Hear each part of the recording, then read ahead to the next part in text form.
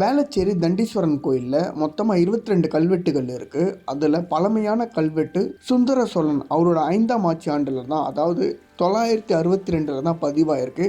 இந்த கல்வெட்டில் என்ன சொல்லியிருக்காங்கன்னா, இந்த கோயிலில் விளக்கு எரிக்கிறதுக்காக 96 ஆடுகளை தானமாக கொடுத்துருக்காங்க.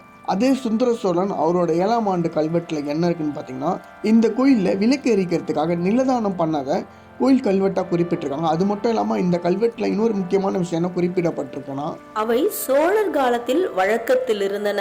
தடியுள் வரி, அந்தராயம் என்ற சொற்கள் வரியை குறிக்க பயன்படுகின்ற சொற்களாகும். ஊர் சபை நாட்டவர் போன்ற குழுக்களுக்கு அளிக்கும் வரி அந்தராயமாகும். அகன்ற விளை நிலத்திற்கு உண்டான வரி தடியுள் வரியாகும். மேலும் இக்கல்வெட்டில் சோழர்கள் தொண்டை மண்டலத்தில் நிலப்பரப்பு கிடைக்கும் இடங்களில் எல்லாம் ஏரிகளை வெட்டி நீர்ப்பாசன வாய்ப்புகளை உருவாக்கினர். அந்த மரபினை பின்பற்றி வேளச்சேரி பகுதியிலும் ஒரு ஏரி இருந்திருக்கிறது. அந்த ஏரியின் பெயர் ஆதம்புழலாதி ஏரி என்று குறிக்கப்பெறுகிறது. இந்த கல்வெட்டிலேயே தண்டம்னு ஒரு வேர்டு குறிப்பிடுறாங்க. தண்டம்னா என்னன்னா தண்டனை. 200 பொற்காசு தண்டனையா ஒருத்தவங்க கிட்ட இருந்து வாங்கியிருக்காங்க. அந்த பொற்காசை இந்த கோயிலுக்கே செலவிட்டு இருக்காங்க. இந்த கோயில் வளாகத்திலேயே சோழர்கள் தண்டனையும் கொடுத்திருக்காங்க. அதனால இந்த ஈஸ்வருக்கு தண்டீஸ்வரர்னு நேம் வந்திருக்கு. இதுக்கு சுந்தர சோழனோட கல்வெட்டு ஆதாரமும் இருக்கு.